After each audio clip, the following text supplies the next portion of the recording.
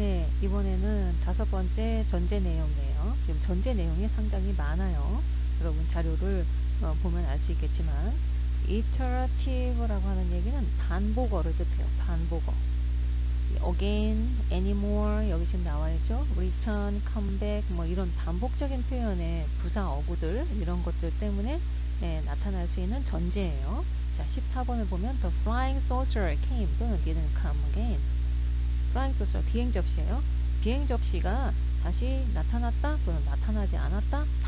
다시라는 말을 했다는 것은 이전에도 비행 접시가 나타났었다라는 것을 전제하죠. 그래서 the flying saucer came before를 전제한다 라고 할 수 있어요. 그리고 15번도 you can't get gobstoppers anymore. gobstoppers라고 하는 건 캔디 이름이에요. 캔디. 자, gobstoppers 캔디를 더 이상 받을 수 없다. 그런 얘기는 더 이상이라는 얘기는 이전에는 받았었다는 얘기죠. 이제 쭉 져놓고 더 이상 이거 이제 없어 이러면 이제 이전에는 줬었다는 얘기를 말하는 거죠. 그래서 you once could get gobstoppers 라고 하는 문장을 전제해요. anymore라는 것은 이전에 그런 적이 있었다라는 것을 전제하죠. 16번은 그 밖에 나머지 another time 한 번 더 이런 뜻이죠. 한 번 더라는 건 이전에 한 번 했었다는 걸 전제하죠. return 돌아가다라는 것은 어떤 곳을 돌아가기 전에 그 길을 갔었다, 어떤 행위를 했었다라는 것을 전제하죠. 컴백도 돌아가다 이것도 똑같아요. 같은 개념이에요. restore 회복하다. 그럼 회복하기 이전의 상태가 있었다는 걸 전제하죠. repeat 반복하다 이것도 마찬가지예요. 이전에 한 번 했었다는 것을 전제하고 for the nth time라는 건 for the first time, for the second time, for the third time 이런 걸 말해요. 첫 번째로, 두 번째로, 세 번째로 이런 얘기예요. for the first time라는 것은 처음으로라는 건 이전에 한 적이 없다는 걸 전제하죠. 예를 들어서 for the second time 그러면 이전에 한 번 했었다는 것을 전제하죠. 두 번째니까. 그렇죠? 바로 그런 뜻으로 보면 돼요. nth라는 것은 그렇게 그야말로 무한대수를 말하는 거예요. 1, 2, 3, 4, 5 뭐 이런 식으로 first, second, third, fourth 이런 식의 증가되는 수를 n이라고 그냥 표시한 거예요. 수학적인 공식처럼. 자, 그 다음에 6번째는 verbs of judging 판단 동사예요. 판단 동사의 경우는 조금 특이하게 지금 이전까지는 계속 이 말을 하는 화자 중심으로 그 전제를 설명했잖아요.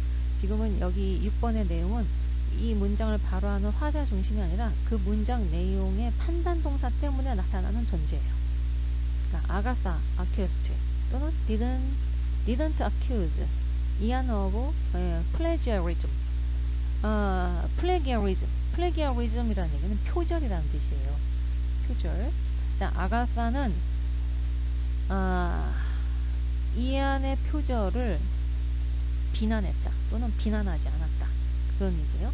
비난했다 또는 비난하지 않았다 라는 얘기는 자, 이 표절이라는 것은 나쁜 것이다 라는 것을 전제하죠. accuse라고 하는 말 자체가 어떤 행위가 나쁘기 때문에 비난했다는 뜻이거든요. 그러니까 그 뒤에 나오는 어떤 표현이 이건 분명히 나쁜 것이다 라는 것을 전제하죠. 그러니까 나쁜 것이 accuse 이 뒤에 나와 있는 어떤 요소가 나쁜 것이라고 판단하게 만드는다는 얘기예요. accuse라는 동사 자체가. 그래서 이게 판단 동사예요. 그래서 아가사가 그 표절을 나쁘게 비난했다 라는 얘기는 표절이 나쁜 것이다 라는 것을 전제한다. 그 다음에 18번은 Ian didn't criticize Agatha for running away. 자, 이 경우는 running away 비판하다라는 얘기죠. 비평하다, 비판하다 라는 뜻이에요. criticize 또는 비평했다, 비평하지 않았다. 자, running away 달아난 것에 대해서 아가사가 달아난 것에 대해서 비평했다. 비평하다는 것은 아가사가 달아났다 라는 것을 전제해요. 달아난 것에 대해서 비판했다는 것은 달아났다는 것을 전제한다 라는 뜻이에요.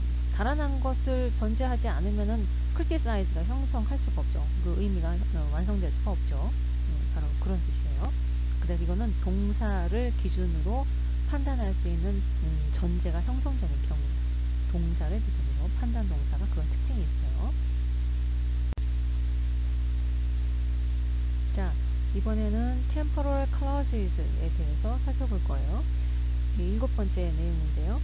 자, 19번, 20번이 대표적인 temporal clause를 이끄는 문장이에요. temporal라고 하는 것은 뭐뭐 하기 전에, 뭐뭐 하는 동안에, 뭐뭐 한 이후에, 뭐뭐 할 때, 뭐 이런 걸 말해요. 시간적인 개념에 어떤 한정어가 있을 때 전제가 나타날 수 있다는 거죠. 자, 19번은 before Strawson was even born. 자, Frege noticed, didn't notice presuppositions. 스트라슨이 태어나기 전에 프레지는 전제에 주목했다 또는 주목하지 않았다. 스트라슨이 태어나기 전에 프레지가 전제에 주목했다 주목하지 않았다 라고 할 때는 태어나기 전에라는 것은 이미 어쨌든 스트라슨은 태어났다라는 사실을 전제하죠. 태어나기 전에라는 것은 태어났다는 사실이 실제로 사실이라는 것을 전제하죠. 20번째도 While Chomsky was revolutionizing linguistics, the rest of social science wasn't asleep. 첨스키가 언어학의 혁명을 일으키고 있는 동안에, 그런 얘기예요.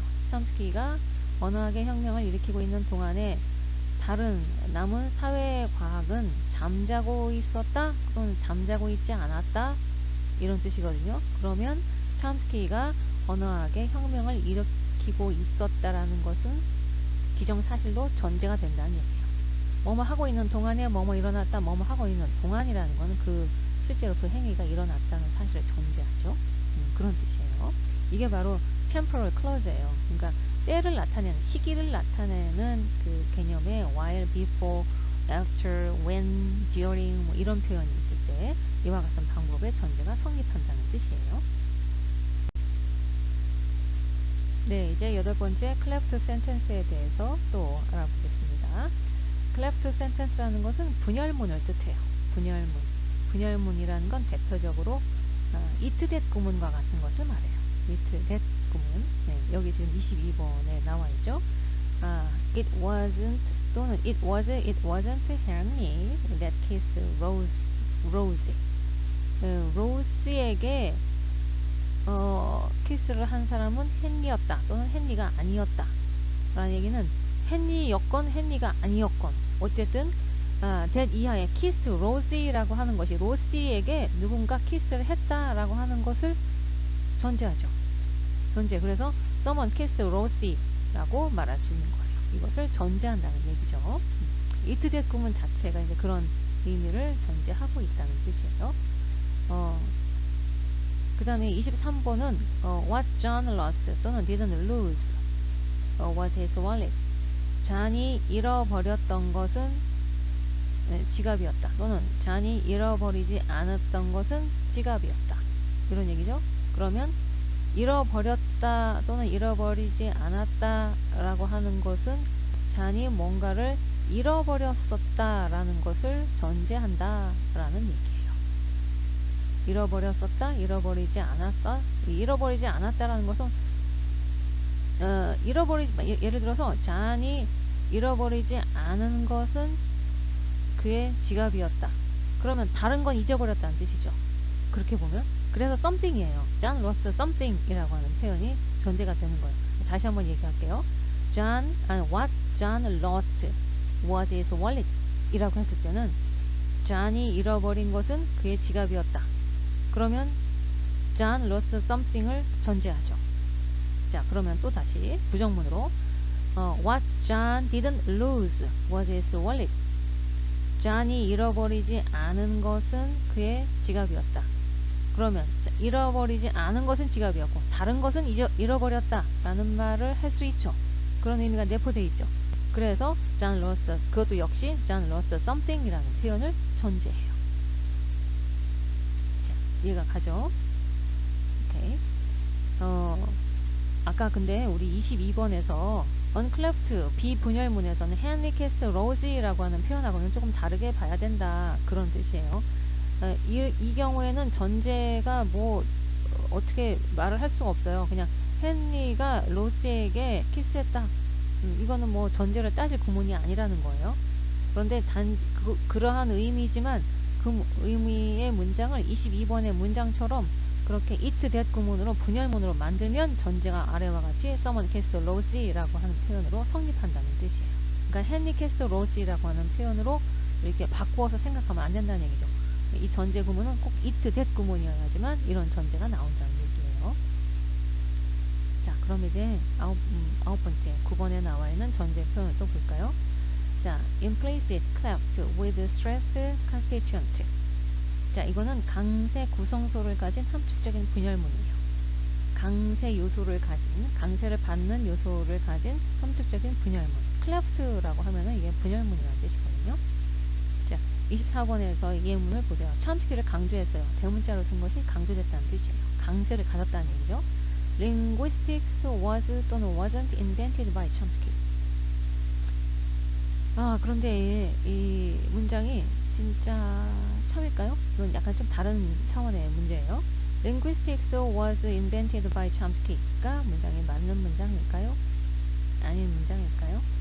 언어학은 첨스키에 의해서 인벤트 되었다, 발견되었다, 발명되었다. 언어학 자체를 첨스키가 발명했다기보다는 언어학에 아주 획기적인 이론을 남긴 사람이기 때문에 이런 표현을 쓴 거죠. 언어학의 이론을 정립시키는데 아주 대단히 획기적인 그 업적을 남긴 사람이 첨스키거든요. 그건 기정사실이거든요. 물론 첨스키는 현존하는 인물이에요. 지금도 90세가 넘었는데 왕성하게 연구활동을 하고 있죠.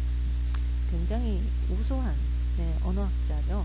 원래는 수학자였던 사람이 지금 언어학을 연구하는 유명한 언어학자가 됐어요. 물론 근데 언어만 연구하는 게 아니라 정치, 철학, 여러가지 경제, 그리고 국제관계 이런 것까지도 첨스키가 아주 아우르고 있어요. 굉장히 수많은 글을 남기고 있죠. 아무튼 자, 한번 다시 봅시다. Linguistics was 또는 wasn't invented by Chomsky. 그러니까 첨스키를 대단히 강조했어요.